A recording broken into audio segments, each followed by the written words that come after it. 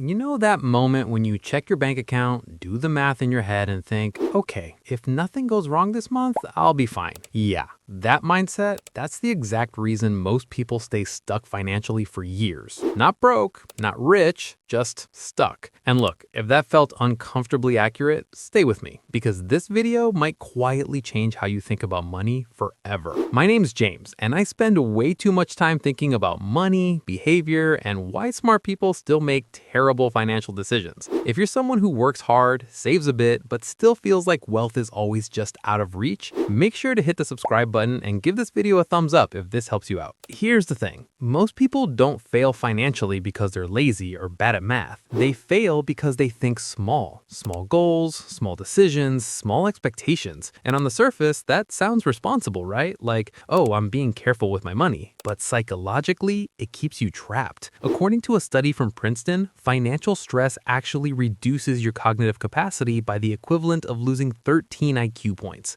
That's like pulling an all-nighter permanently. So when you're constantly in survival mode, thinking about whether you can afford this or that, your brain literally cannot think about scaling. It's physically impossible. So let me show you something that genuinely blew my mind when I first looked at the math. Say you save $200 a month. That's $2,400 a year. Even if you invest it at a decent 8% return, after 10 years, you've got roughly $36,000. And honestly, that's good. That's respectable. But now let's flip the mindset entirely. Instead of asking, how do I save more? You ask, how do I increase my income by $1,000 a month? Same 10 years, same investment return. Now you're looking at over $180,000. Same discipline, completely different outcome. Here's what most people don't realize. Wealth grows faster the moment you stop optimizing pennies and start expanding your capacity. Now, you might be thinking, okay, James, but not everyone can just magically make more money. And that's totally fair. But this is where it gets really interesting. Your brain is literally wired to avoid risk and seek comfort. That's great for survival, but it's terrible for building wealth. See, when you think small, your brain is constantly asking, how do I avoid loss? But the moment you start thinking bigger, it shifts to, how do I create leverage? And leverage, that's income that doesn't depend 100% on your hours. We're talking skills, systems, investments, businesses. Here's what's wild. According to Fidelity, 88% of millionaires are self-made,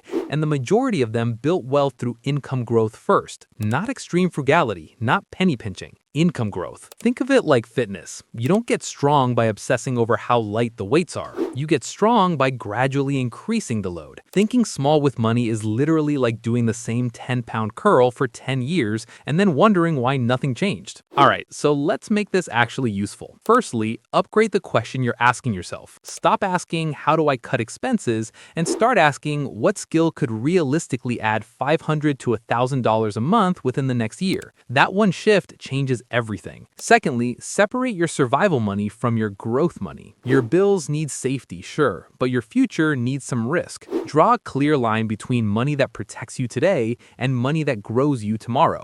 And thirdly, start measuring your progress annually, not monthly. Wealth is built in years, not paychecks. Monthly thinking creates anxiety. Annual thinking creates strategy. Look, I get slightly frustrated because I genuinely see so many capable people playing way below their potential financially. You don't need to be reckless. You don't need to quit your job tomorrow. But you do need to stop thinking like your only job is to survive. Because once you make that shift from how do I not lose to how do I scale, everything changes completely. If this made you rethink even a little how you approach money, hit subscribe. I'll see you in the next one.